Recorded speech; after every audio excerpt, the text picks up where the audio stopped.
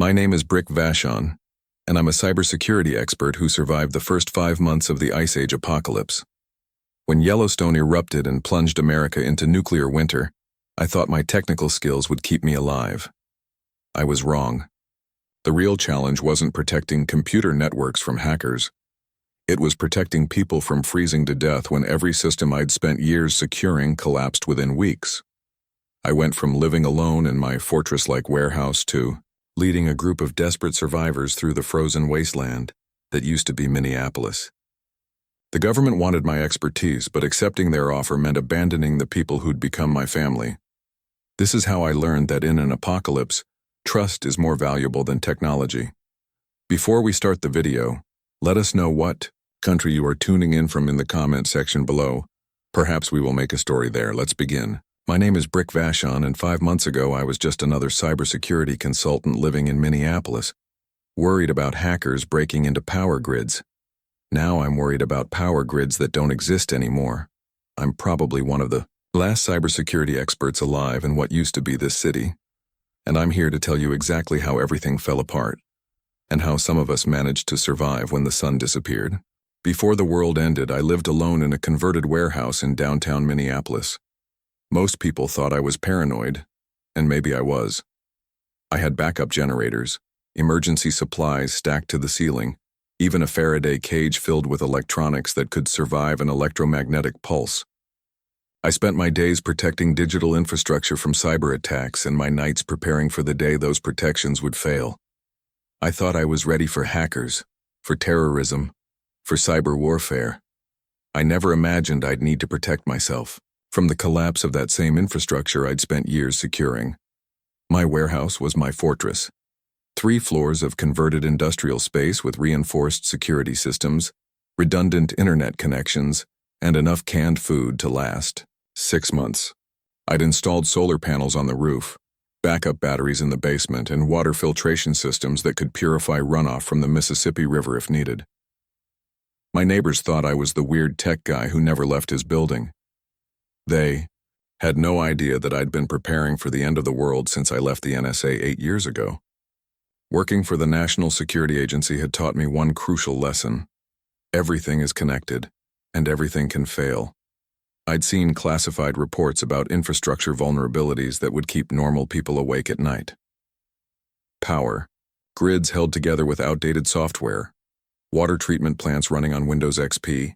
Communication networks that could be brought down by a teenager with the right malware.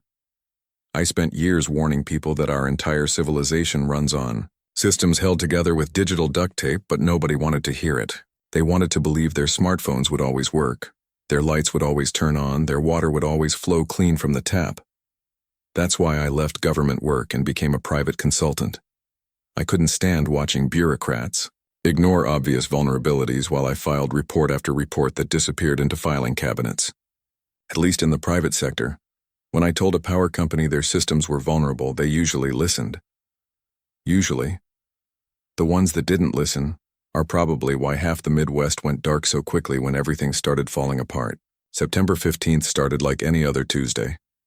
I was drinking coffee in my warehouse, monitoring network traffic for 3 different clients, when every news channel in the country switched to the same feed. Yellowstone was erupting.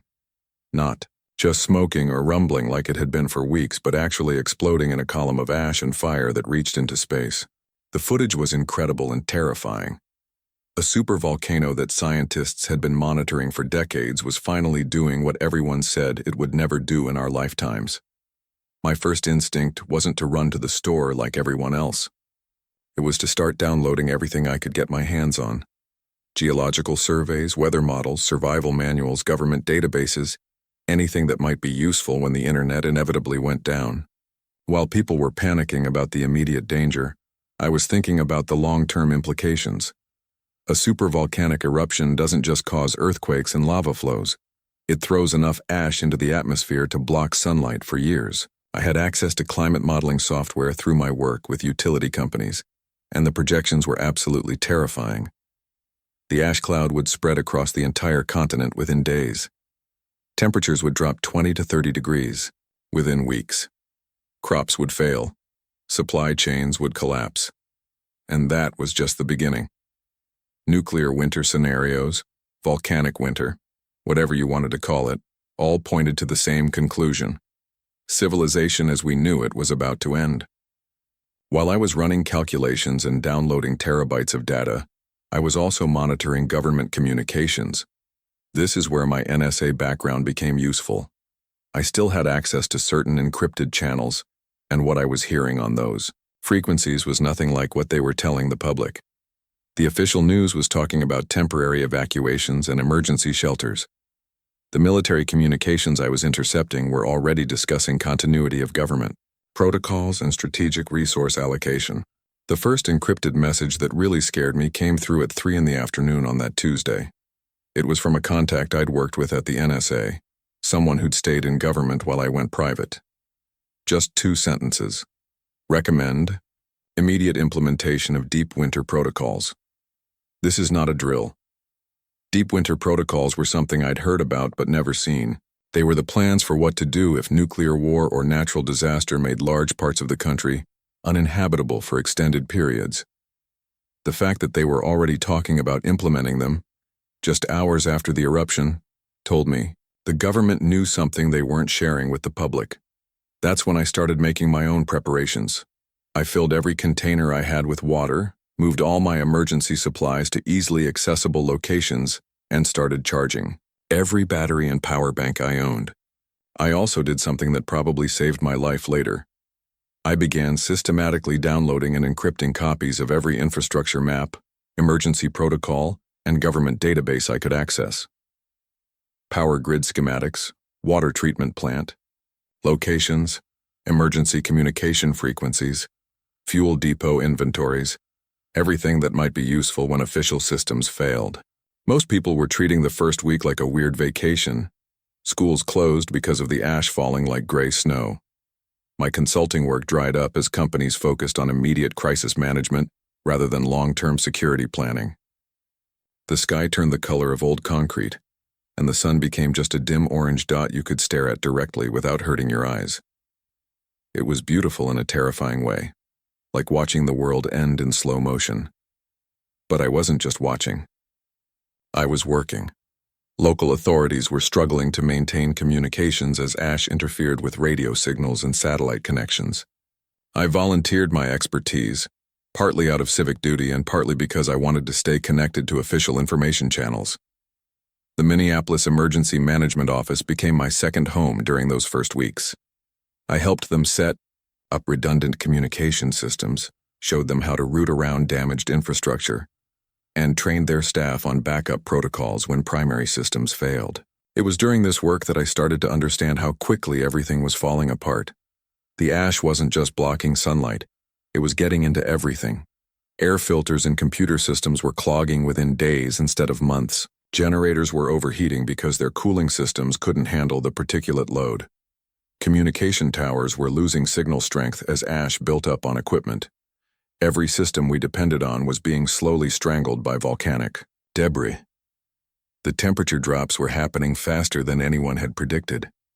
By the end of September, Minneapolis was experiencing weather that normally didn't arrive until December. The Mississippi River started forming ice earlier than anyone had ever recorded. Supply trucks stopped running not because of panic or fuel shortages, but because crops were dying in fields across the Midwest, and nothing new was growing under the ash-darkened sky. I remember the exact moment I realized civilization was ending. It was October 3rd, and I was at the Emergency Management Office helping coordinate relief supplies. A call came in from a trucking company that was supposed to deliver food to local distribution centers. The driver was reporting that he'd driven from Chicago to Minneapolis without seeing a single farm that was still operating. Cornfields that should have been ready for harvest were withered and gray. Dairy farms were already culling cattle they couldn't feed. The agricultural infrastructure that fed 30 million people in the upper Midwest was simply gone. That night I went back to my warehouse and did something I'd never done before. I sat down and wrote a letter to be found after I died. Not because I was planning to give up, but because I finally understood the scope of what we were facing. This wasn't a temporary crisis that would resolve in weeks or months. This was the end of the world as we'd known it, and most people still didn't realize it. The letter contained everything I thought future survivors might need to know. Locations of hidden fuel supplies, passwords for encrypted databases, technical specifications for jury-rigging power systems, water purification techniques, frequencies for emergency communications. I sealed it in a waterproof container and hid it in a place where only someone with extensive knowledge of my warehouse could find it. Then I encrypted digital copies and scattered them across hidden servers I'd maintained since my NSA days. While I was preparing for the worst, I was also intercepting more government communications that confirmed my fears. The military was already discussing which cities could be supplied through the winter and which would have to be abandoned. Evacuation plans were being drawn up for essential personnel, but there were no provisions for general population rescue. The message was clear. The government was planning to save who they could and let everyone else freeze. By mid-October, I'd lost contact with most of my NSA sources. The last encrypted message I received was on October 18th, just 2 words. God help us. That's when I realized even the government didn't have a plan that would work. They were just buying time and hoping something would change. But the physics of volcanic winter don't care about hope or politics. The social changes were happening as fast as the environmental ones. Grocery stores that had been orderly during the first week were becoming battlegrounds by the 4th week. Not because people were panicking, but because there simply wasn't enough food to go around. The supply chains that normally restocked shelves every few days had been broken by transportation failures and agricultural collapse. Money was becoming worthless because you can't eat dollars and credit cards don't work when the payment processing systems are offline. My warehouse started attracting attention. People had heard rumors about the tech guy with power and were showing up at my door asking for help. Some wanted to charge their phones or medical devices. Others needed help contacting family members in other cities. A few were looking for technical advice on winterizing their homes or setting up heating systems. Each person I helped was one more person who knew about my resources, and I started to realize that my greatest asset might also become my greatest vulnerability. The moral calculations were keeping me awake at night. Every person I helped was one more mouth that might need feeding later. Every person I turned away was one more enemy I might face when things got really bad. I'd spent years living alone, trusting only myself, and suddenly I was being forced to make decisions that affected other people's survival. It was terrifying in a way that technical problems never were. By late October, the temperature inside my warehouse was dropping, despite my heating systems running constantly. The ash was acting like insulation in reverse, trapping cold air and preventing solar heating during the day. My calculations showed that even with my backup generators and fuel supplies, I could only maintain livable temperatures for maybe 2 more months. After that, I'd be in the same situation as everyone else, freezing to death in a city with no power, no heat, and no help coming from anywhere. That's when I started reaching out to my neighbors. Not out of charity, but out of necessity. I had technical expertise and resources, but I didn't have enough hands to maintain all the systems I'd need to survive a multi-year volcanic winter. I needed people who could help with physical labor, security, food preparation, medical care, all the things that couldn't be solved with computers and electronics. The first person who joined me was Sarah Chen, a nurse from the apartment building next door. She'd been helping injured people throughout the neighborhood, using up her own medical supplies while working by candlelight after the power failed. She had skills I needed, and I had resources she needed. It was a logical partnership, but it was also the first time in years I'd had to trust someone else with my survival. The second was Marcus Williams, a construction worker who'd been helping people winterize their homes with salvaged materials.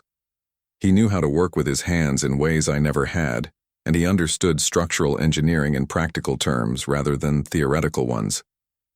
When I showed him my warehouse and explained what I was trying to accomplish, he immediately started suggesting improvements I never would have thought of. The third was Elena Rodriguez, who spoke 3 languages and had family contacts in other cities. She'd been trying to coordinate information between survivor groups using amateur radio equipment to maintain contact with relatives in Texas and California. Her communication skills were exactly what our small group needed as we tried to figure out what was happening in the rest of the country. None of us planned to become a team. We were just individuals trying to survive, who realized we had better chances together than apart. But by the end of October, we were functioning as a unit. Sarah handled medical issues and food rationing. Marcus worked on physical improvements to our shelter and heating systems. Elena managed external communications and intelligence gathering. I handled the technical systems that kept us alive: power generation, water purification, electronic, security, encrypted communications with other survivor groups. It was Elena who brought us the news that changed everything. On October 30th, she intercepted a radio transmission from a group in Chicago. They were reporting that the government was setting up temporary processing centers in major cities, ostensibly to help coordinate relief efforts.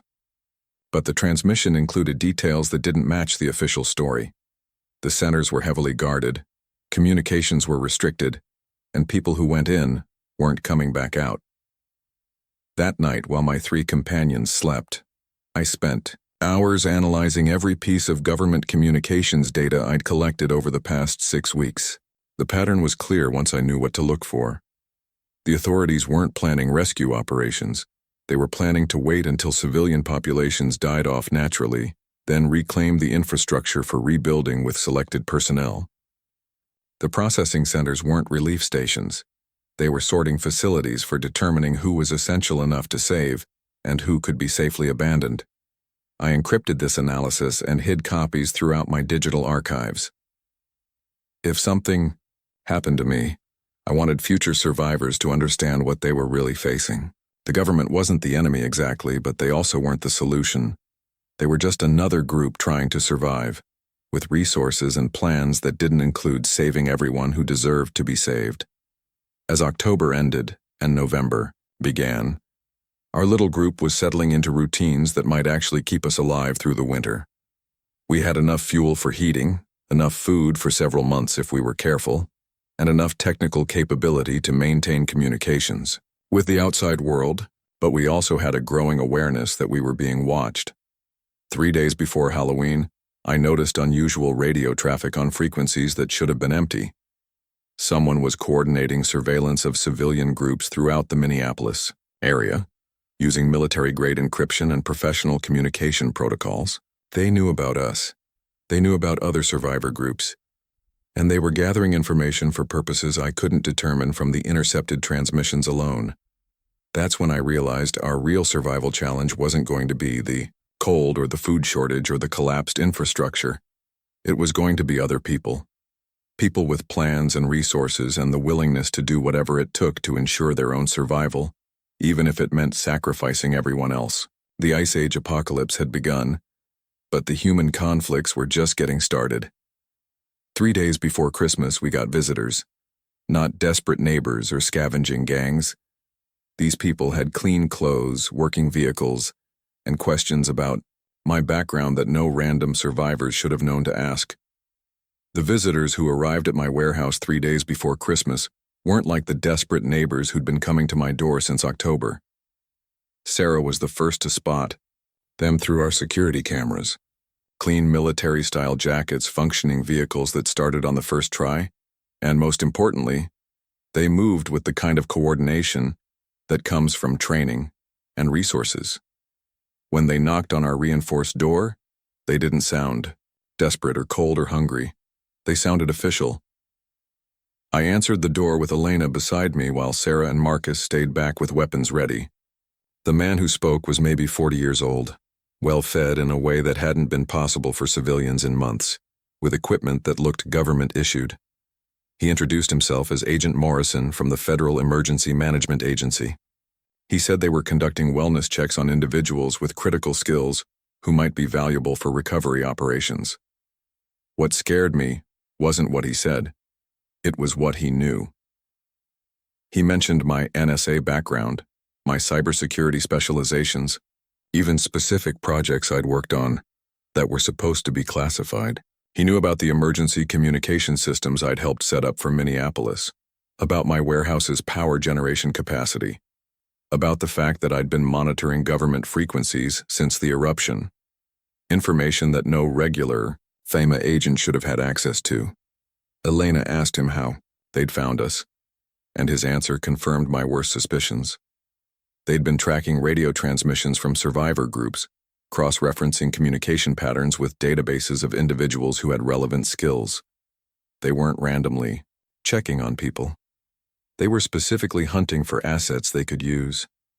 The fact that they'd waited until late December to make contact suggested they'd been watching us for weeks, evaluating whether we were worth the effort to recruit. Agent Morrison made his pitch smoothly. The government was establishing secure facilities in geologically stable areas with geothermal power sources. These locations would have everything needed to survive the volcanic winter: heating, food production, medical facilities, communication equipment. They were selectively evacuating individuals whose skills would be essential for rebuilding civilization when the ash finally cleared. My expertise in cybersecurity and infrastructure protection made me a priority candidate for immediate relocation. The offer sounded reasonable until I asked about my companions. Morrison explained that the secure facilities had limited capacity and strict selection criteria. Medical personnel like Sarah were valuable, but construction workers and translators were not considered essential. Marcus and Elena could apply for refugee status at government-managed camps, but there were no guarantees about conditions or survival rates at those locations. That's when I understood what was really happening. This wasn't a rescue operation. It was a sorting process. The government was cherry-picking individuals with useful skills and abandoning everyone else to die. They were rebuilding civilization, but only with the people they considered worth saving. Everyone else was expendable. I told Morrison I needed time to consider his offer, and he agreed to return in 48 hours for my decision. After they left, the four of us spent the rest of the day analyzing what we'd learned. Elena had noticed that their vehicles had Minnesota license plates but federal government markings. Sarah pointed out that Morrison and his team looked healthier than anyone we'd seen in months, suggesting they had access to adequate food and medical care. Marcus observed that their equipment was too clean and functional for people who'd been operating in the field during an apocalypse. Everything pointed to the same conclusion. The government had been preparing for this scenario long before Yellowstone erupted. They had secure facilities already established, supply chains already in place, personnel already selected. The processing centers Elena had heard about weren't emergency responses. They were part of a predetermined plan to manage population reduction during a long-term crisis. That night, I accessed the encrypted government communications I'd been monitoring since September. With the new context provided by Morrison's visit, patterns I'd missed before became obvious. The military frequencies weren't discussing rescue operations. They were coordinating resource allocation for continuity personnel and discussing timelines for natural population adjustment. The government wasn't trying to save everyone. They were managing the collapse to ensure that the right people survived to rebuild according to their specifications. The moral weight of the decision was crushing. I could accept Morrison's offer and guarantee my own survival, but it meant abandoning Sarah, Marcus, and Elena to almost certain death. I could reject the offer and stay with my companions, but that meant giving up the best chance any of us had for long-term survival. There was no choice that didn't involve sacrificing someone. Elena made the decision easier by discovering something that changed everything. While monitoring radio frequencies the day after Morrison's visit, she intercepted a transmission between government facilities discussing asset recovery operations in Minneapolis. They weren't just recruiting individuals with useful skills. They were planning to seize critical infrastructure and resources from civilian groups once the population had been sufficiently reduced by winter casualties. My warehouse was on their list, not just as a potential recruitment site but as a resource depot they intended to claim. The solar panels, generators, communication equipment, food supplies, everything I'd spent years accumulating was marked for government appropriation. They were waiting for the right moment to take it, probably after deciding whether I was more valuable as a recruit or as a casualty.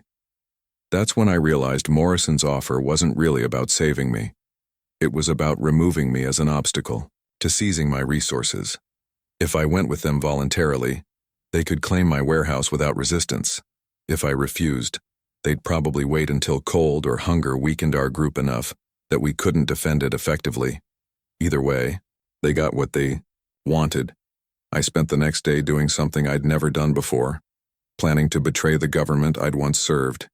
Using my NSA access codes and knowledge of their systems, I began downloading every piece of information I could find about their continuity operations, facility locations, personnel lists, resource inventories, communication protocols, security procedures, everything that might be useful for civilian survivors who needed to avoid or resist government operations. The data I found was simultaneously reassuring and terrifying. Reassuring because it confirmed that government facilities existed and were functional. Terrifying because it showed exactly how few people they were planning to save.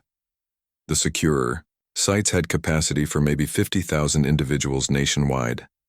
That meant they were prepared to let over 300 million Americans die while they preserved a carefully selected core population for rebuilding. Even more disturbing were the psychological profiles they developed for recruitment decisions. They weren't just looking for technical skills. They were specifically selecting for individuals who would follow orders without question, who had limited family attachments, who could function effectively in isolated authoritarian environments. People like me, with specialized knowledge but no strong social connections, were ideal candidates. People like Sarah, Marcus, and Elena, who had community ties and independent thinking skills, were specifically excluded as potential troublemakers. When Morrison returned as promised, I was ready for him. I told him I was honored by the offer but couldn't abandon my companions. I suggested that all four of us had skills that would be valuable for recovery operations and asked if there was any possibility of group relocation. His response confirmed everything I'd learned from the stolen data. He explained, with what seemed like genuine regret, that the secure facilities were operating under strict capacity constraints. Every person admitted meant one fewer space for essential personnel. Group loyalty was understandable, but it couldn't be allowed to compromise the mission of preserving human civilization. I could save myself or I could die with my friends, but I couldn't save everyone. I thanked him for his honesty and told him I needed one more night to make my final decision. He agreed, but warned me that this was the last opportunity for voluntary relocation. After December 31st, the secure facilities would be sealed, and no new admissions would be possible regardless of circumstances. The implication was clear: accept now, or be abandoned with everyone else. After Morrison left, I gathered Sarah, Marcus, and Elena for the most important conversation of our lives. I showed them everything I'd learned about the government's plans, the facility locations, the selection criteria, the resource seizure operations. They needed to understand exactly what we were facing and what our options were. Sarah's reaction surprised me. As a medical professional, she'd seen enough death and suffering to understand the brutal arithmetic of triage. She said that if the government could genuinely save civilization by preserving a core population, maybe that was more important than individual survival. She was willing to sacrifice herself if it meant humanity had a future. Marcus disagreed. He pointed out that the government's plan wasn't really about saving civilization. It was about preserving a specific version of civilization controlled by the people who were making the selection decisions. The secure facilities weren't preserving humanity. They were preserving the existing power structure while everyone else died. Elena took a different perspective. She argued that we should focus on survival rather than morality. If the government facilities were the best option for long-term survival, we should find ways to make ourselves valuable enough for group admission. If they weren't, we should concentrate on independent survival strategies. Ethics were a luxury we couldn't afford during an apocalypse. I found myself caught between all three viewpoints. Part of me agreed with Sarah that preserving some version of human civilization was more important than any individual life. Part of me shared Marcus's revulsion at the government's selection process. Part of me wanted to follow Elena's pragmatic approach and focus purely on survival odds. But there was another factor none of them knew about. During my data theft, I discovered something that changed my entire perspective on the government's plan. The secure facilities weren't just preserving selected individuals. They were preserving a specific social and economic system. The personnel lists weren't random selections of useful skills. They were careful compilations of people who would rebuild America according to the preferences of whoever was making the selections. The facility in Colorado was staffed, primarily with executives from energy companies and defense contractors. The one in North Dakota was filled with agricultural specialists who supported industrial farming methods. The site in Montana was populated with technology workers who'd developed surveillance and control systems. They weren't saving the best of humanity.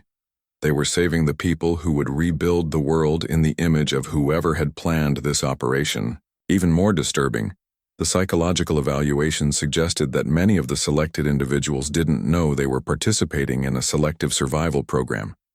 They thought they were being rescued from a natural disaster, not recruited for a social engineering project. The government was preserving not just specific people, but specific ideologies and power structures. That's when I made my decision.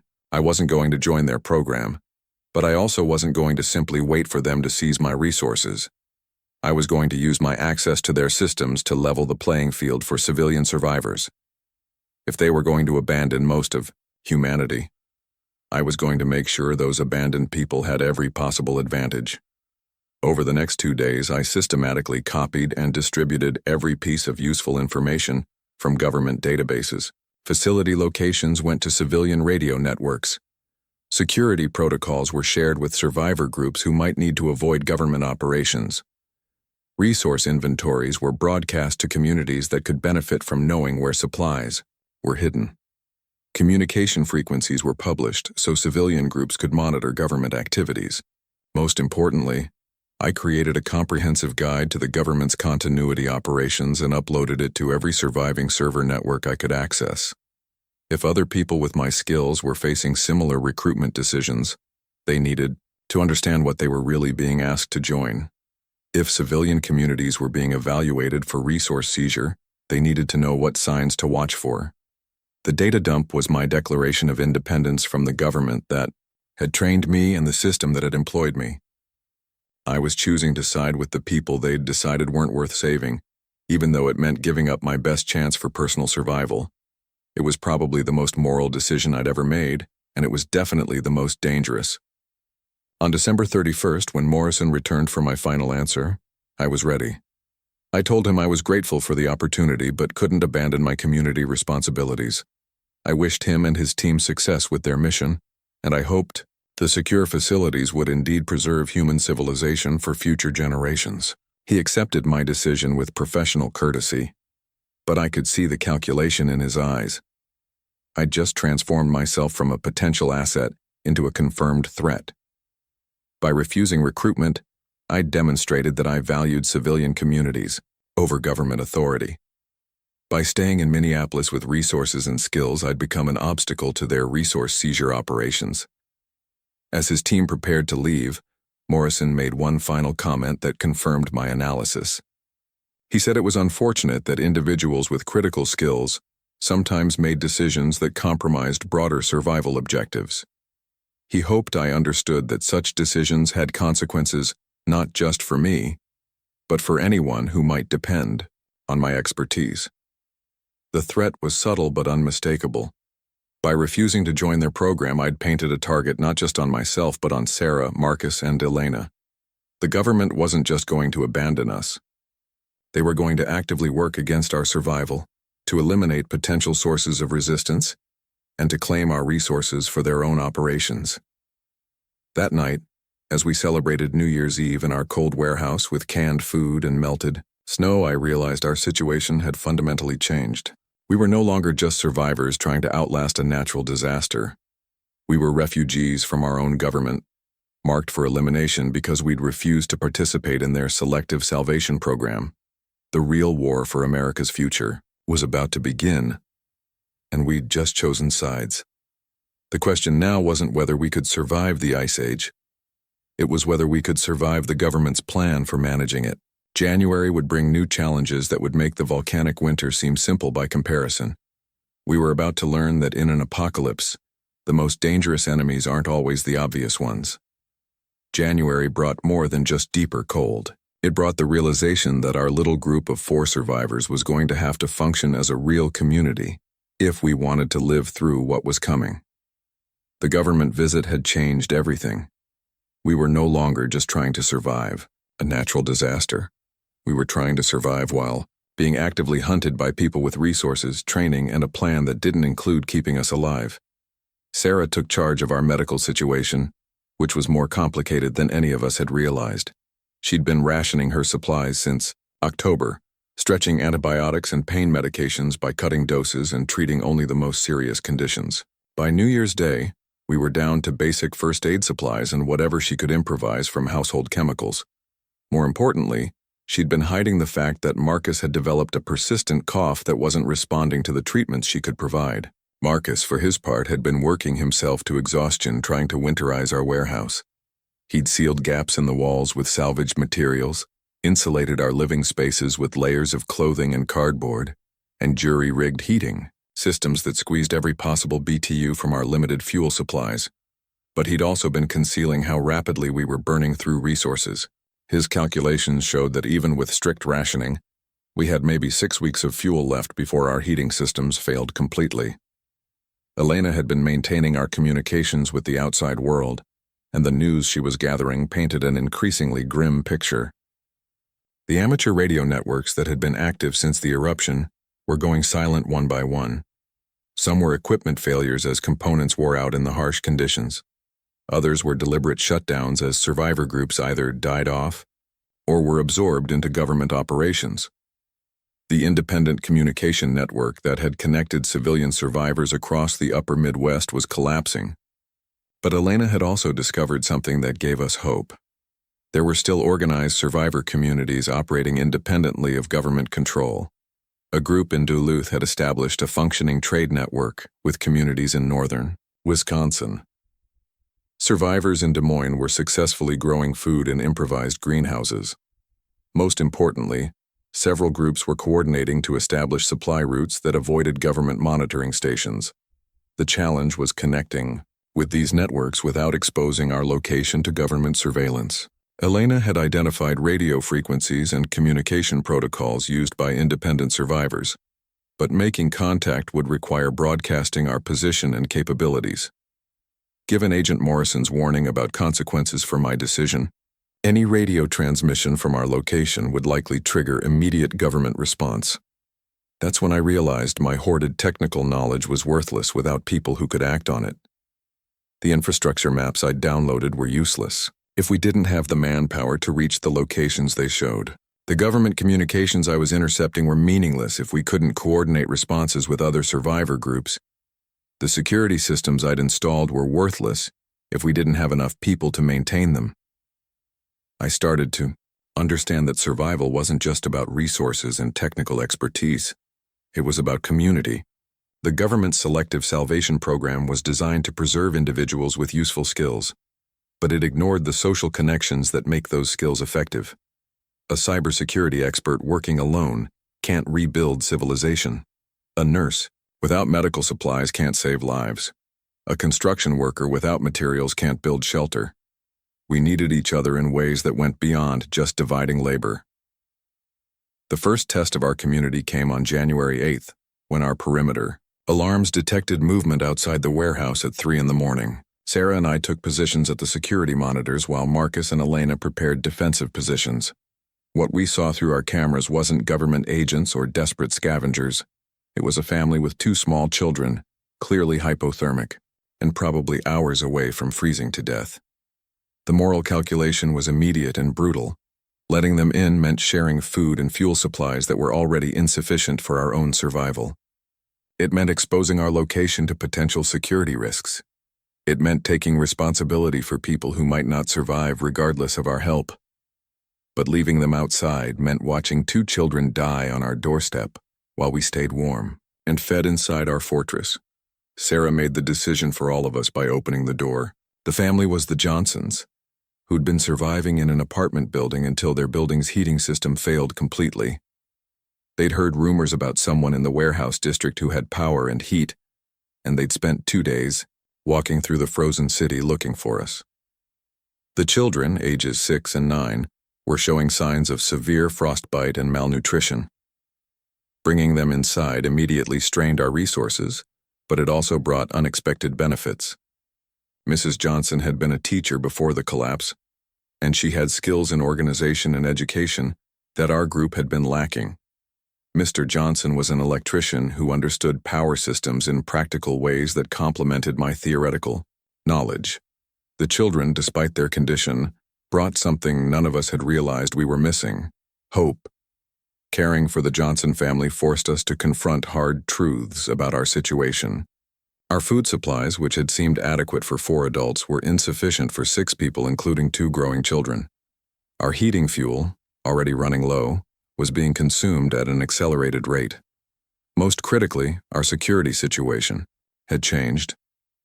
6 people created more noise, more waste, more evidence of habitation that could attract unwanted attention. But the Johnsons also brought information that changed our strategic situation. During their journey through the city, they'd observed government operations that none of us had known about: systematic searches of abandoned buildings, inventory operations at fuel depots and food distribution centers, establishment of checkpoints on major roads leading out of the city. The government wasn't just waiting for civilians to die naturally. They were actively controlling resources to accelerate the process. Mr. Johnson's electrical expertise proved invaluable when our main generator developed problems on January 15th. What I'd diagnosed as a fuel system issue was actually a problem with the electrical control circuits, something I could identify but couldn't repair with the precision needed. His practical knowledge, combined with my theoretical understanding, and Marcus's fabrication skills, allowed us to restore power before we lost heat completely. That repair job became a turning point for our group dynamics. Instead of me being the technical expert with everyone else's assistance, we started functioning as a real team with complementary skills. Sarah's medical knowledge helped us understand the health implications of our living conditions. Marcus's construction experience guided our space allocation and ventilation decisions. Elena's communication skills helped us coordinate work assignments and resolve conflicts. Mrs. Johnson's organizational abilities helped us manage our resources more efficiently. Mr. Johnson's electrical knowledge kept our systems running. The children, Tommy and Lisa Johnson, contributed in ways that surprised all of us. They were small enough to reach spaces that adults couldn't access for maintenance work. They had sharp eyes for details that adults missed, like equipment problems or security concerns. Most importantly, they gave us emotional reasons to keep fighting when the logical reasons weren't enough. By the end of January, we'd settled into routines that felt almost normal. Sarah conducted daily medical checks and managed our food rationing. Marcus and Mr. Johnson maintained our physical systems and security measures. Elena and Mrs. Johnson coordinated communications and resource planning. I managed our technical systems and intelligence gathering. The children helped with whatever tasks were appropriate for their ages and abilities. But normalcy was an illusion. Elena's radio monitoring was picking up increasing government activity in our area. Helicopter overflights were becoming more frequent. Radio chatter indicated systematic searches of warehouse districts throughout the city. Most ominously, she'd intercepted communications suggesting that government forces were planning major operations in our sector before the end of February.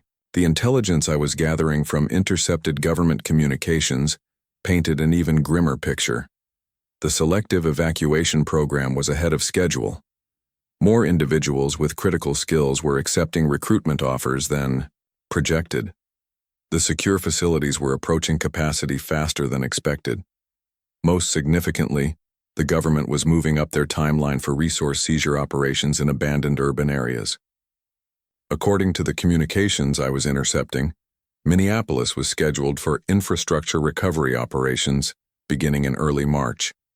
Government teams would systematically claim all usable resources from the city: fuel supplies, food, stocks, electronic equipment, vehicles, anything that could support their rebuilding efforts. Civilian survivors found during these operations would be given final opportunities for relocation to refugee camps, but no guarantees were made about conditions at those facilities. The message was clear. We had about 6 weeks before government forces would sweep through our area and seize everything we'd accumulated for survival. Our warehouse, with its solar panels, generators, communication equipment, and food supplies, would be a priority target. We could either abandon everything and flee, or we could try to defend it against forces with superior numbers, training, and equipment. Neither option seemed survivable. Fleeing meant giving up the resources that were keeping us alive and venturing into a frozen landscape with 2 small children and limited supplies. Fighting meant facing professional soldiers with military equipment while we were civilians with improvised weapons and homemade defenses.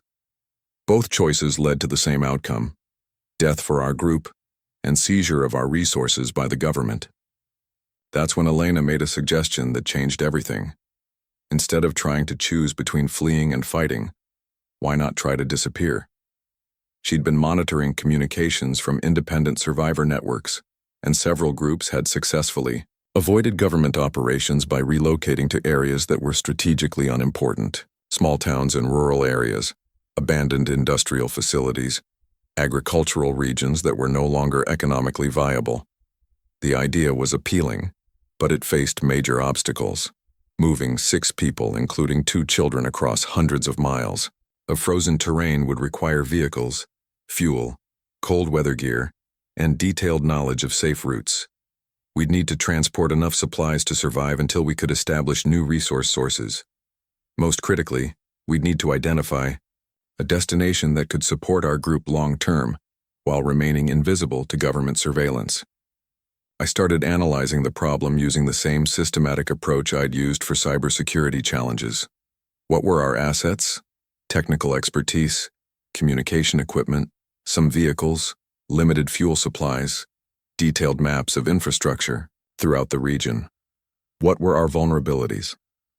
Small group size, limited mobility, 2 children who couldn't handle extreme conditions, dependency on fixed location resources. The solution came from combining Elena's communication network information with my infrastructure maps and Sarah's medical expertise. There were abandoned facilities throughout southern Minnesota and northern Iowa that had been designed for exactly the kind of long-term habitation we needed. Former military installations, closed industrial plants, defunct agricultural operations, facilities that had their own power generation and could be modified for winter survival. More importantly, some of these locations were already occupied by independent survivor groups who were successfully avoiding government attention. Elena had identified radio communications from several such communities, groups of 20 to 50 people who were managing to maintain viable living conditions while staying completely off the government's radar. The key was finding a group that would accept new members and had the resources to support our integration. This meant proving that we could contribute valuable skills while not bringing security risks that would endanger their existing operations. It meant demonstrating that our technical capabilities were worth the burden of supporting 2 additional adults and 2 children. Elena had been monitoring transmissions from a group in southern Minnesota that seemed like our best option. They were established in a former agricultural research facility with geothermal heating, greenhouse capabilities, and extensive workshop facilities. They had approximately 30 members with diverse skills, including several former military personnel who provided security expertise. Most importantly, they were actively recruiting individuals with specific technical capabilities. Their most recent radio communications had specifically mentioned need for someone with cybersecurity expertise who could help them establish secure communications with other survivor groups. They were trying to build a regional network of independent communities that could coordinate resources and mutual support while avoiding government detection. My NSA background and current technical setup made me exactly what they were looking for. The challenge was making contact without exposing our location or compromising their security. Elena had identified their communication protocols and security procedures, but initiating contact would require revealing enough information about our capabilities to prove our value, while not providing details that could be used against us if the communication was intercepted by government forces. After days of planning and preparation, we decided to attempt contact on February 1st. Elena would use our most secure radio equipment to reach their primary communication frequency during their scheduled contact window.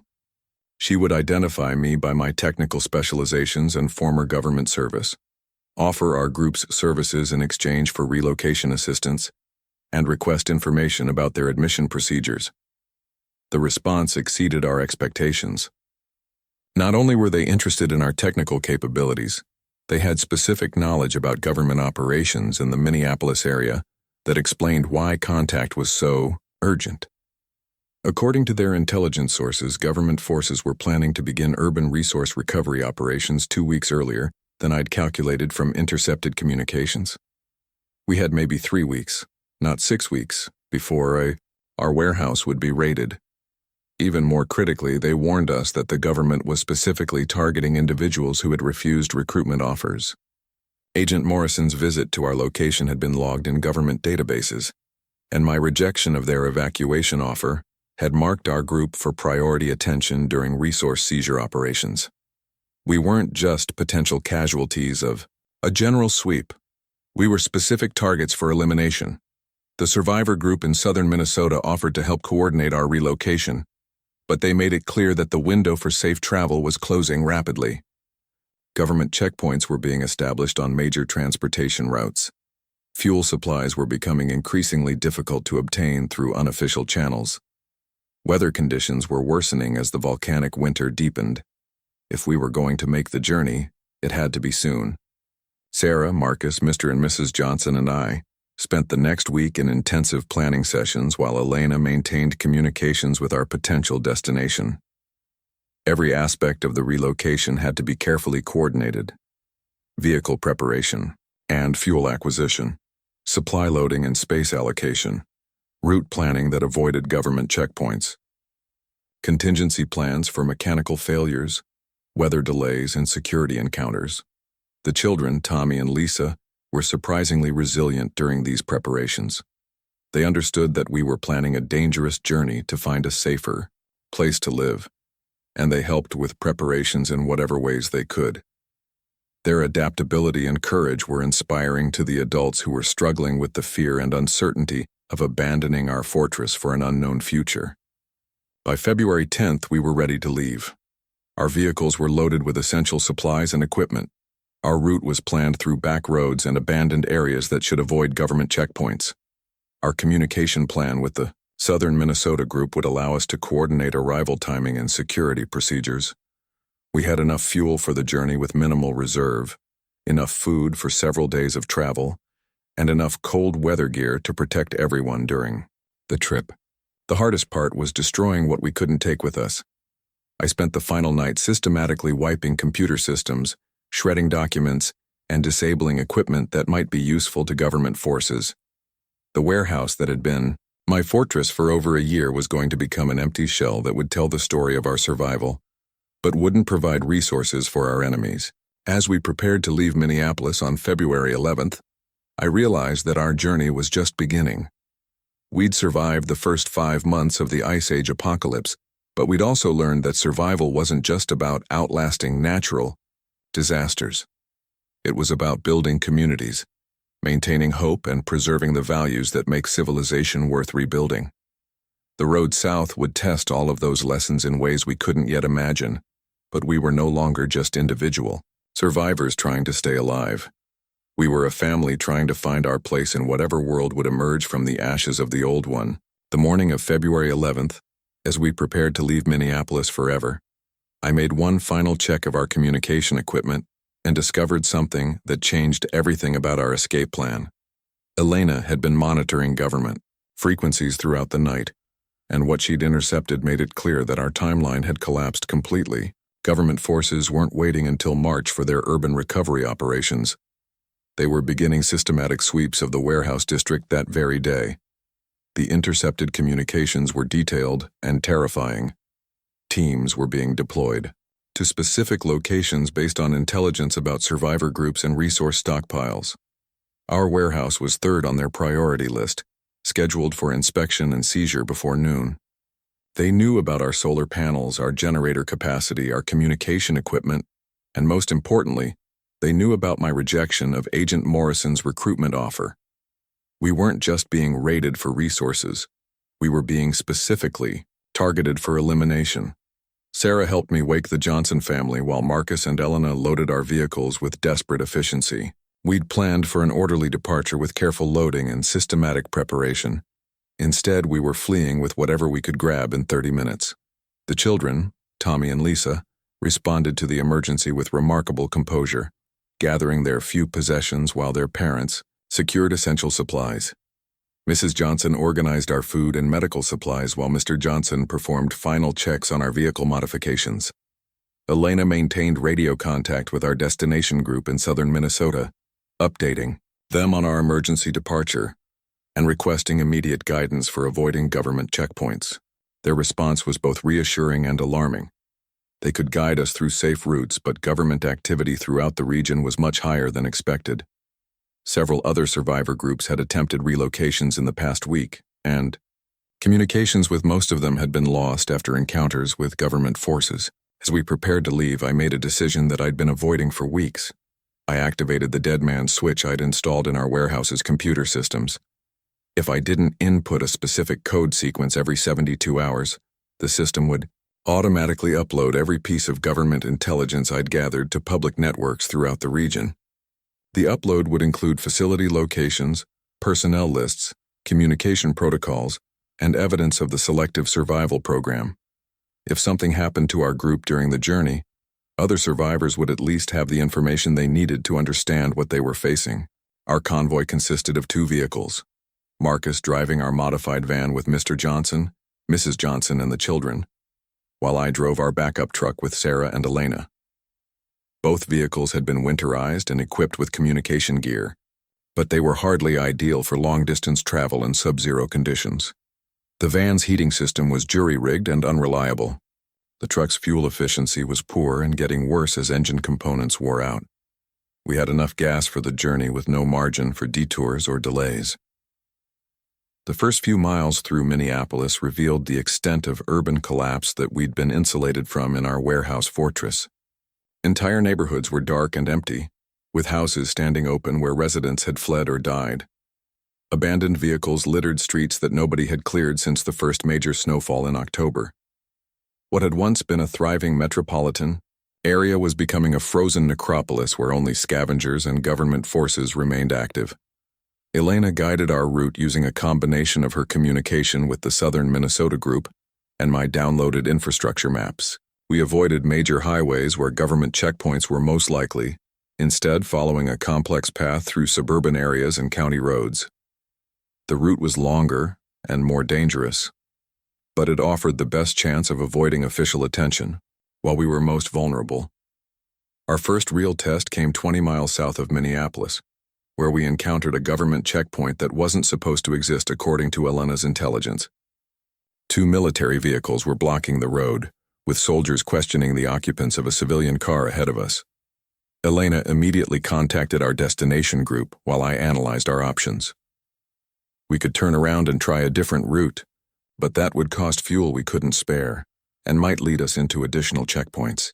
We could try to bypass the roadblock through farm fields, but our vehicles weren't equipped for off-road travel in snow. Or we could attempt to pass inspection by concealing our true identities and destination. The decision was made for us when the soldiers at the checkpoint began conducting detailed searches of the vehicle ahead of us. They weren't just checking identification.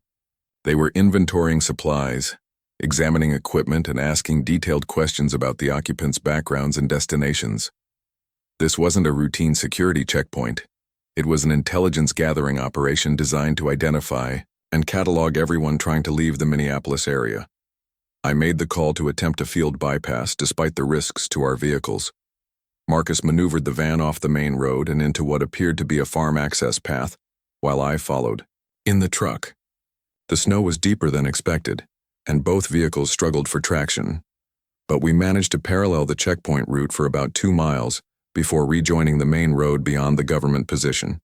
The bypass cost us nearly an hour and a significant amount of fuel, but it also provided crucial intelligence about government operations. Elena had monitored radio traffic during our detour, and the checkpoint team was reporting all civilian contacts to a central coordination facility. They weren't just controlling movement, they were building a database of everyone who was still alive and mobile in the region. Our successful bypass meant we'd avoided being logged in their system, but it also meant we were now traveling through an area where any official contact would immediately identify us as individuals who had evaded previous screening. 50 miles south of Minneapolis, we encountered our first independent survivor group. A community of about 15 people had established themselves in an abandoned truck stop, using the facility's generators and fuel supplies to maintain heat and basic services. They'd heard radio communications about our journey from the southern Minnesota group and offered to provide information about road conditions ahead in exchange for news about government operations in Minneapolis. The encounter was revealing in multiple ways. The truck stop community was successfully maintaining their independence, but they were also clearly struggling with resource limitations and security concerns. They'd had several encounters with government patrols, always managing to appear as a small group of stranded travelers rather than an established community. Their strategy was passive invisibility rather than active resistance, but it was working for their small numbers and limited resource footprint. More importantly, they provided warnings about conditions along our planned route. Government activity was increasing throughout southern Minnesota, with checkpoints being established at major road intersections and aerial surveillance becoming more frequent. Several communities that had been in radio contact just weeks earlier had gone silent, either voluntarily to avoid detection or involuntarily after government encounters. Sarah spent time with their medical coordinator, a retired veterinarian who was providing basic health care for the group. She learned about improvised medical techniques that were keeping people alive without access to traditional pharmaceuticals or equipment. The information was valuable for our own group's health needs, but it also illustrated the kinds of adaptations that were becoming necessary for long-term survival in the post-collapse world. Marcus and Mr. Johnson examined the truck stop's infrastructure, modifications, learning about heating systems, water purification methods, and security measures that might be applicable to our destination facility. The truck stop group had developed solutions to problems we hadn't even considered yet, using salvage materials and improvised engineering to maintain livability in impossible conditions. Elena coordinated communications between our group, the truck stop community, and our destination group, establishing a relay network that would allow information sharing even after we continued our journey. The truck stop's location made them ideal communication intermediaries for other groups traveling through the region, and their cooperation expanded the intelligence network that was helping civilian survivors avoid government operations. The children, Tommy and Lisa, responded well to meeting other survivors who had children of similar ages. The social interaction was good for their morale, but it also highlighted how isolated our small group had become during our months in the Minneapolis warehouse.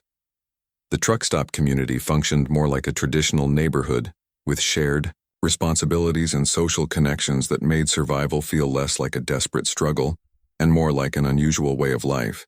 After spending several hours with the truck stop group, we continued south with updated intelligence about road conditions and government activity. Elena maintained radio contact with them as we traveled, creating a communication chain that would alert other survivors if we encountered problems during the remainder of our journey. The cooperation between independent groups was becoming a crucial survival strategy as government operations intensified throughout the region. Our next major challenge came at the Iowa border, where we discovered that government forces had established a much more extensive checkpoint system than anyone had anticipated. Elena's radio contacts warned us about multiple inspection stations covering all major routes between Minnesota and Iowa. The checkpoints weren't just stopping vehicles, they were conducting comprehensive searches and requiring documentation that most civilian survivors couldn't provide. According to Elena's intelligence, the border checkpoints were part of a larger operation to control population movement between states. The government was implementing what they called managed migration, which meant that civilian movement was only permitted through official channels that led to government-controlled refugee facilities. Independent travel to unknown destinations was prohibited, and violations were being treated as potential security threats. The implications were staggering. The government wasn't just managing resource allocation during the crisis.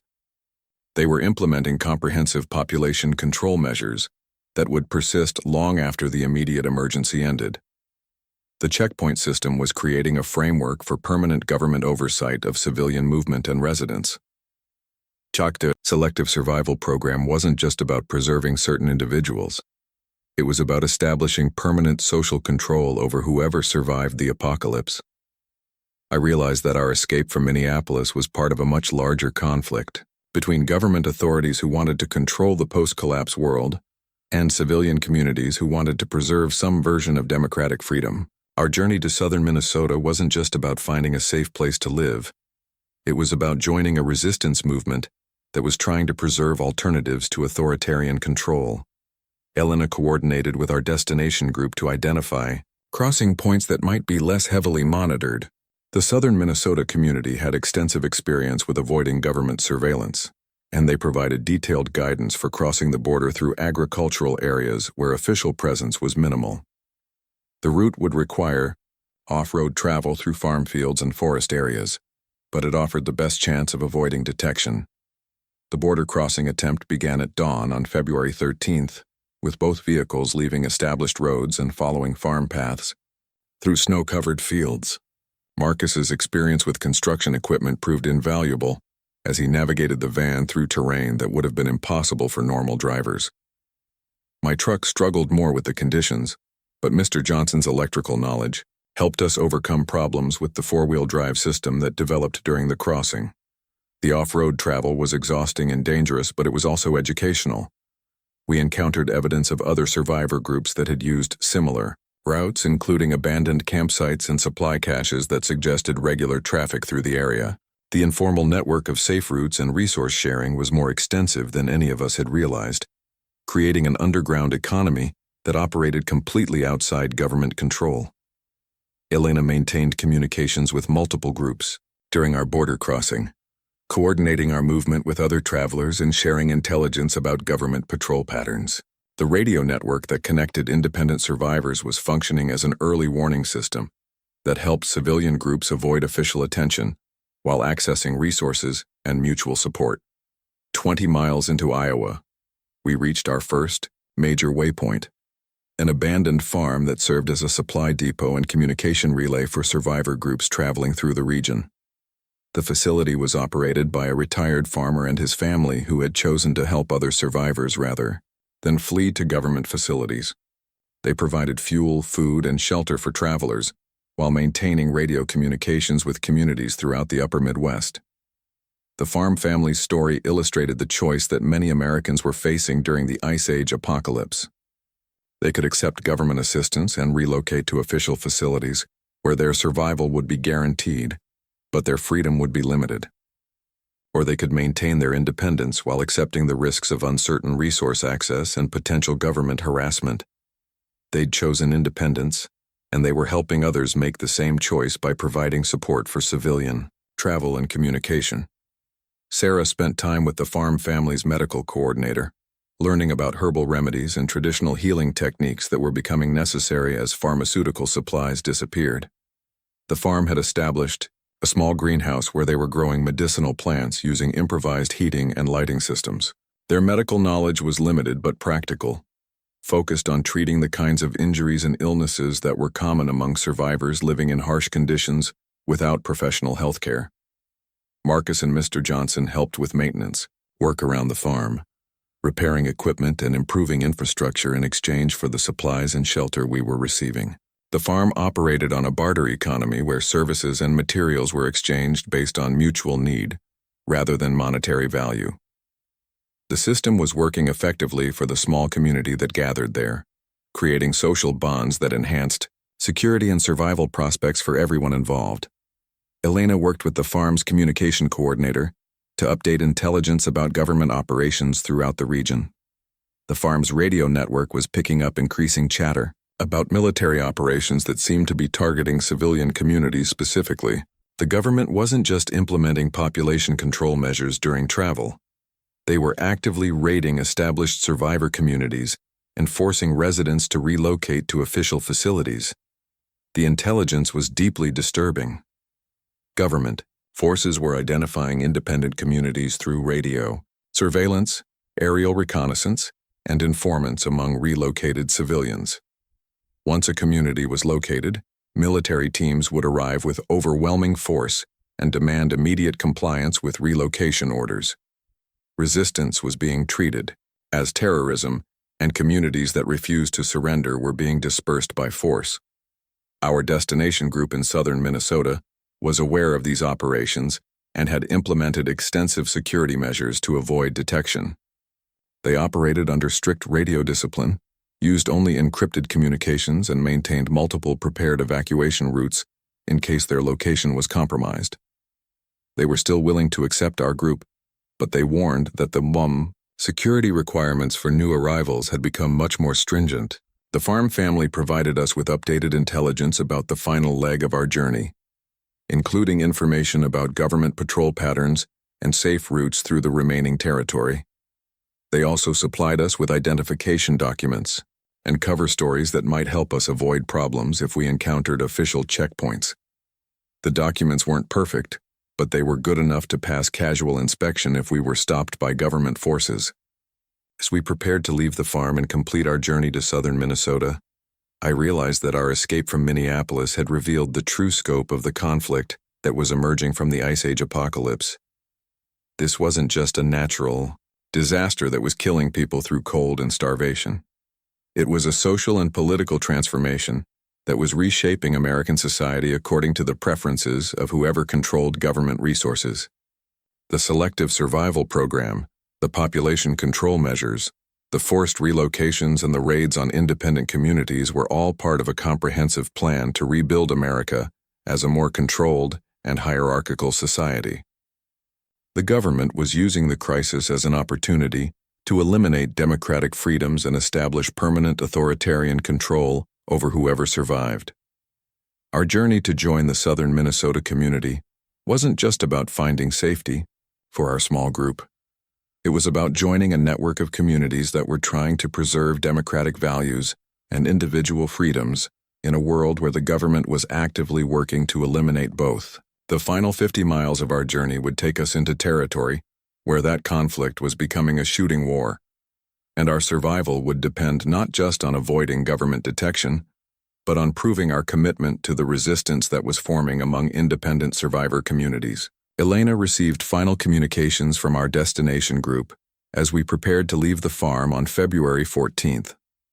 Government forces had attempted to raid 2 communities in southern Minnesota during the past week, but both attacks had been repelled by coordinated resistance from multiple survivor groups. The network of independent communities was no longer just trying to avoid government attention. They were actively fighting back against forced relocations and resource seizures. Our destination community was still secure, but they were now operating under wartime conditions. All new arrivals would be subject to extensive security screening, and anyone without essential skills would be relocated to safer communities further from government operations. My cybersecurity expertise and our group's demonstrated commitment to independent survival made us valuable enough to justify the security risks, but we would need to prove our worth immediately upon arrival. The final leg of our journey would take us through territory where government and civilian forces were actively engaged in conflict. Radio communications indicated multiple encounters during the past few days, with casualties on both sides. The Ice Age apocalypse had evolved into a civil war between Americans who wanted government protection and Americans who wanted to preserve their freedom. Our choice to leave Minneapolis had committed us to one side of that war, and there would be no opportunity to change sides once we reached our destination. As our convoy left the farm and headed north toward our final destination, I understood that we were no longer just survivors of a natural disaster.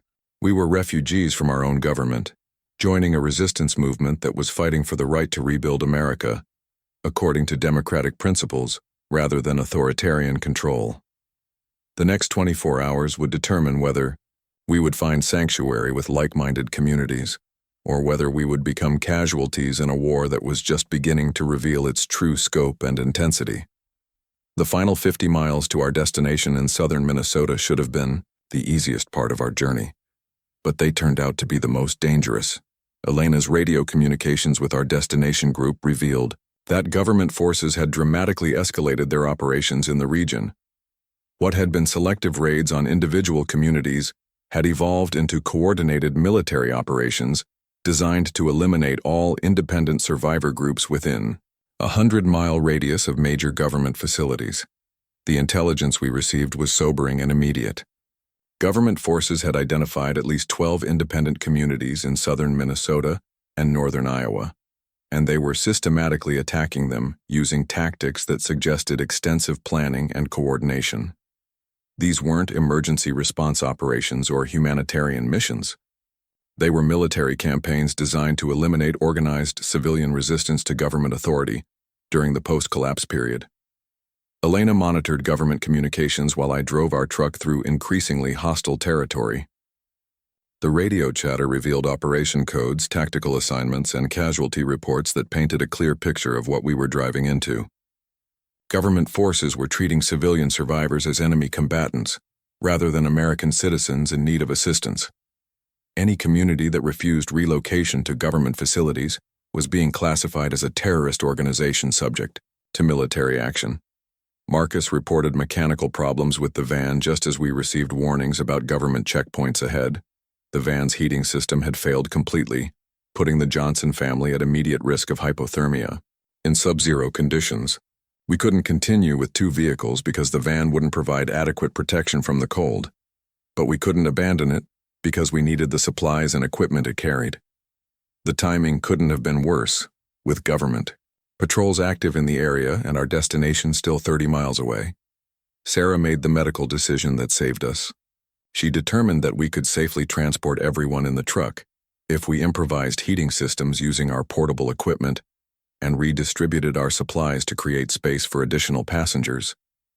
It meant abandoning some resources we'd hoped to contribute to our destination community, but it also meant we could continue as a single vehicle that would be less conspicuous and easier to defend if we encountered government forces.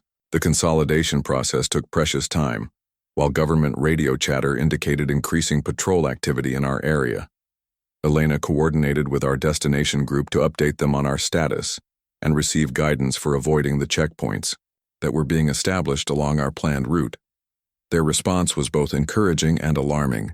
They were sending an escort team to help us complete the journey, but government forces were also converging on their location for what appeared to be a major assault.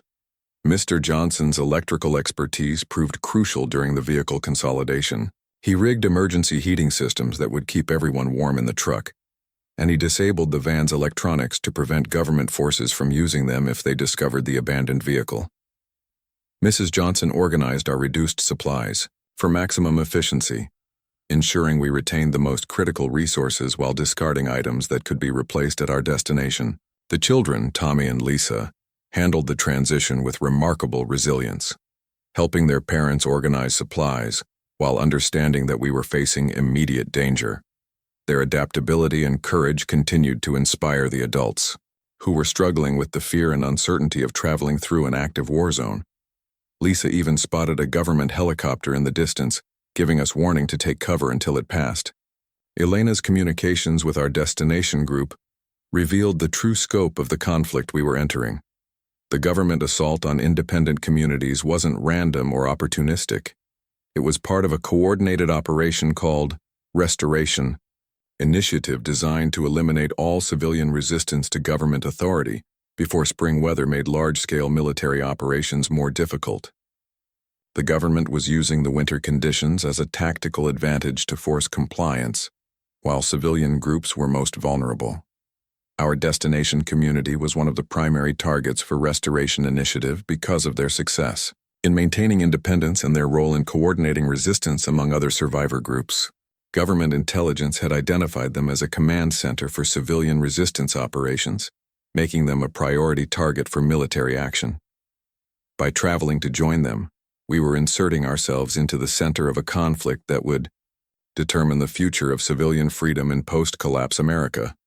20 miles from our destination, we encountered our escort team, 3 vehicles with 12 heavily armed civilians who had military experience and were committed to defending independent communities against government operations. Their leader was a former Army sergeant named Rodriguez, who had refused government recruitment and joined the civilian resistance after witnessing forced relocations that separated families and eliminated democratic decision-making processes. Rodriguez briefed us on the tactical situation, while his team secured the area around our meeting point. Government forces had surrounded our destination community with checkpoints and patrol routes designed to prevent escape or reinforcement. The escort mission wasn't just about helping us complete our journey. It was about proving that civilian resistance could successfully challenge government control over population movement and community formation. The escort team's vehicles were equipped with military-grade communication equipment, improvised armor, and weapons that had been acquired through raids on government supply convoys. They weren't terrorists or criminals. They were American citizens who had chosen to fight for democratic principles rather than submit to authoritarian control. Their equipment and training were impressive, but they were still vastly outnumbered by government forces in the region. Sarah worked with the escort team's medic to address Mr. Johnson's worsening condition. The stress of our journey and the failure of the van's heating system had aggravated his respiratory problems, and he was showing signs of pneumonia that could become life-threatening without proper treatment. The escort team had medical supplies that stabilized his condition, but he would need more comprehensive care than was available in field conditions.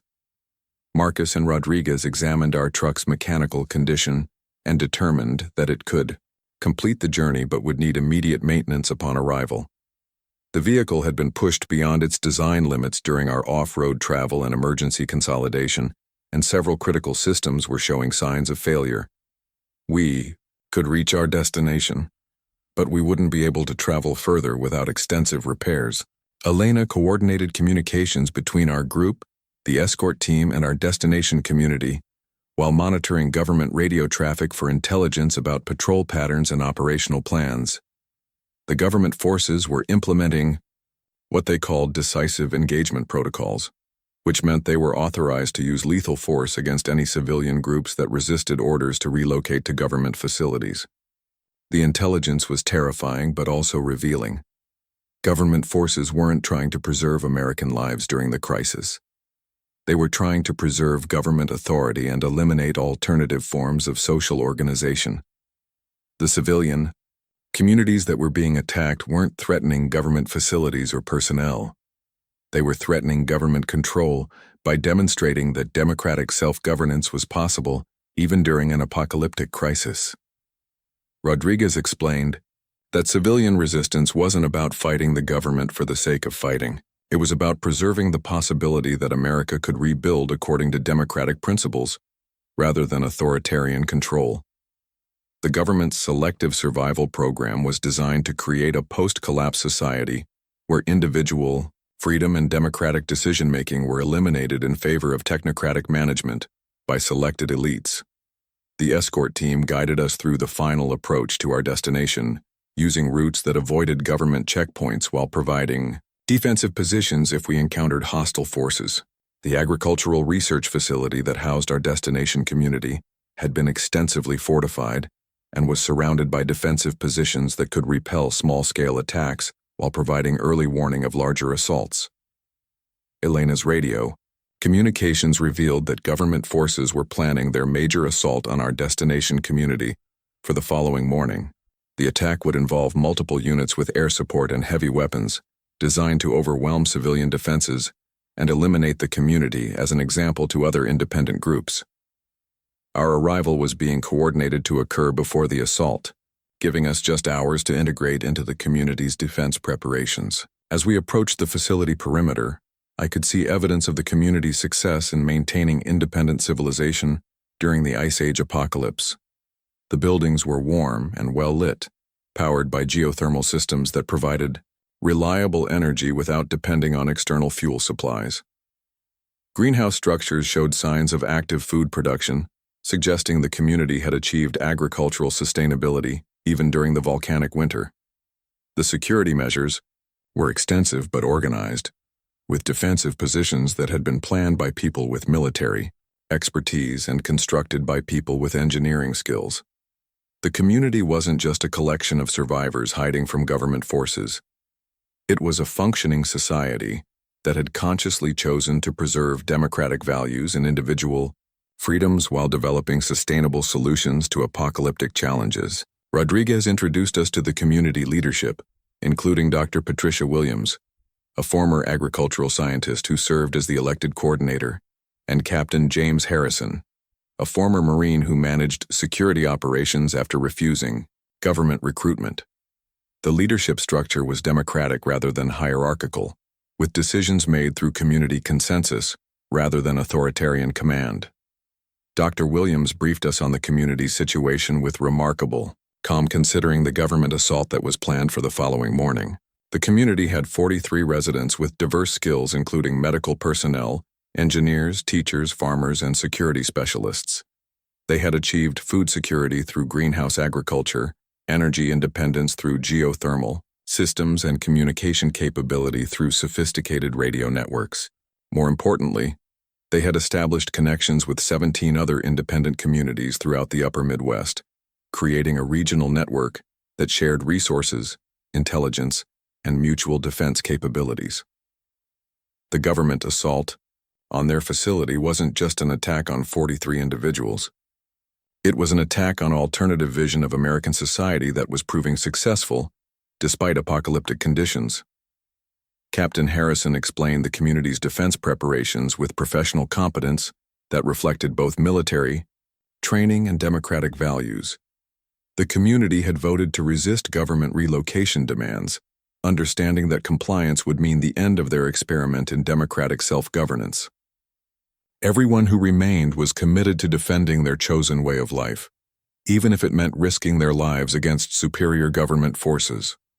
Sarah immediately joined the community's medical team, working with their doctor and nurses to prepare for treating casualties during the anticipated assault. Her experience treating cold weather injuries and improvising with limited supplies complemented their existing capabilities, and she quickly integrated into their emergency medical protocols. Marcus and Mr. Johnson joined the engineering team that was responsible for maintaining the facility's defensive systems and infrastructure. Despite Mr. Johnson's respiratory problems, his electrical expertise was immediately useful for improving communication systems and defensive electronics. Marcus's construction experience helped with reinforcing defensive positions and improving shelter protection. Elena became part of the communication team that maintained contact with other independent communities and monitored government operations. Her experience with radio protocols and her knowledge of government communication systems made her valuable for intelligence gathering and coordination with external allies. The children, Tommy and Lisa, were integrated into the community's education and childcare systems, which continued to function even during wartime conditions. The community had made a conscious decision to maintain normal social institutions, including schools, medical care, and democratic governance, even while preparing for military assault. Their commitment to preserving civilization rather than just surviving was inspiring and terrifying. I spent my first night in the community working with their cybersecurity team to analyze government communication intercepts and prepare digital warfare capabilities that might disrupt government operations during the assault. My NSA background and access to government systems made me immediately valuable for understanding enemy capabilities and developing countermeasures. The intelligence we gathered was sobering. Government forces had assembled a combined arms task force specifically to eliminate our community and several others throughout the region. The operation was commanded by officers who had been briefed that civilian resistance groups were terrorist organizations that threatened national security during the crisis. The assault would be conducted with the same intensity and tactics used against foreign enemies. But we also discovered intelligence that gave us hope. Government communications revealed that their forces were experiencing morale problems and resource shortages that were affecting operational effectiveness. Many soldiers and officers were uncomfortable with attacking American civilians, and some units had reported refusal to follow orders during previous operations against survivor communities. More importantly, the government's selective survival program was experiencing problems that weren't being reported to field commanders. Several secure facilities had suffered equipment failures and resource shortages that were causing high casualty rates among essential personnel. The government's plan for rebuilding civilization was failing even as they were attacking civilian alternatives to their approach. Dr. Williams called a community meeting at midnight to discuss final preparations for the government assault and to formally welcome new arrivals. The meeting was conducted according to democratic procedures that had been maintained throughout the crisis, with open discussion and consensus decision-making that respected individual opinions while requiring collective commitment to community decisions. The discussion was remarkable for its combination of realistic assessment and unwavering commitment to democratic principles. Community members understood that the government assault would probably succeed in military terms, but they also understood that their resistance was part of a larger struggle for the future of American society. Their sacrifice would inspire other communities and demonstrate that democratic alternatives to authoritarian control were worth defending, even at the cost of individual lives. I spoke about my experience with government operations and my decision to reject their recruitment offer in favor of joining civilian resistance. The community needed to understand that government forces weren't just trying to relocate them for their own safety. They were trying to eliminate the possibility that democratic communities could survive and thrive during the post-collapse period. Sarah described our journey from Minneapolis and the evidence we'd seen of government operations designed to control civilian populations rather than assist them. Her medical perspective provided insight into the health consequences of forced relocations and the importance of community-based healthcare that preserved individual dignity and family connections. Elena shared intelligence about government communications and the scope of operations against independent communities throughout the region. The assault on our community was part of a larger campaign to eliminate civilian resistance before spring. Weather made government operations more difficult and civilian communities more sustainable. Marcus spoke about the practical challenges of maintaining independent communities and the importance of preserving democratic decision-making even during crisis conditions. His experience with construction and infrastructure helped the community understand the technical aspects of sustainable development that were essential for long-term independence. The Johnson family described their decision to leave government protection in favor of joining an independent community, emphasizing their commitment to preserving democratic values for their children, even if it meant accepting greater risks to their immediate safety. Their courage inspired other community members who were facing similar choices between security and freedom. As the meeting concluded, Dr. Williams called for a final vote on whether to resist the government assault or to accept relocation demands. The vote was unanimous in favor of resistance, but it was also accompanied by acknowledgement that many community members would probably die defending their chosen way of life. The community was choosing to sacrifice individual survival in favor of preserving democratic principles and inspiring other communities to continue the struggle. Captain Harrison briefed the community on tactical preparations for the assault, including defensive positions, communication protocols, and evacuation procedures for non-combatants. The community's approach to defense was professional and realistic, designed to inflict maximum casualties on government forces while preserving as many community members as possible for continued resistance operations. As dawn approached on February 16th, I realized that our journey from Minneapolis had brought us to the center of a conflict that would determine the future of American civilization. The government assault on our community would be more than just a military operation. It would be a test of whether democratic communities could survive authoritarian control during crisis conditions. Elena's radio monitoring revealed that government forces were beginning their final approach to our facility. Multiple units were converging on our location with air support and heavy weapons, implementing what they called total engagement protocols, designed to eliminate all resistance and capture all civilians for relocation processing. But Elena also intercepted communications from other independent communities throughout the region. Our resistance was inspiring coordinated responses from civilian groups who were choosing to fight rather than submit to government relocation demands. The government's plan to eliminate civilian resistance was triggering exactly the kind of regional uprising they had hoped to prevent. The radio chatter from civilian resistance groups revealed that our struggle had become a symbol for democratic resistance throughout the upper Midwest.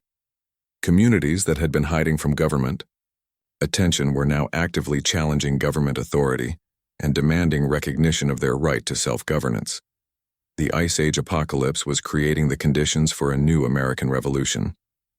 as government forces approached our perimeter and civilian defenders took their positions.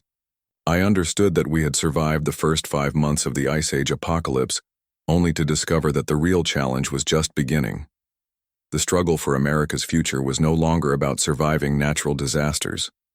It was about preserving the possibility that democratic communities could rebuild civilization according to principles of individual freedom and collective self-determination. The radio communications I was monitoring suggested that government forces were facing resistance throughout the region that exceeded their planning assumptions. Their intelligence had failed to anticipate the extent of civilian coordination and the willingness of independent communities to fight for their chosen way of life. The selective survival program was failing not because of technical problems, but because it had underestimated the American commitment to democratic principles. Elena received final communications from civilian resistance networks throughout the region as government forces prepared their assault. The battle for our community would be one of dozens occurring simultaneously across the upper Midwest, as independent communities chose resistance over relocation and demonstrated that democratic alternatives to authoritarian control were worth defending even during apocalyptic conditions. The government had made one critical miscalculation in their plan to rebuild America according to their preferences.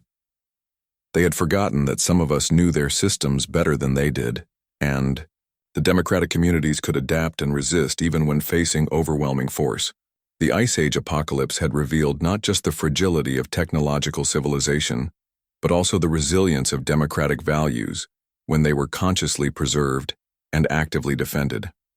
Our 5-month journey from isolated survivors to community defenders had taught us that apocalyptic challenges create opportunities for both authoritarian control and democratic renewal. The choice between those alternatives would be determined not by technical expertise or resource availability, but by the willingness of ordinary people to sacrifice individual security for collective freedom. The real war for America's future was just beginning, and the outcome would depend on whether enough Americans were willing to fight for the right to govern themselves rather than be governed by others.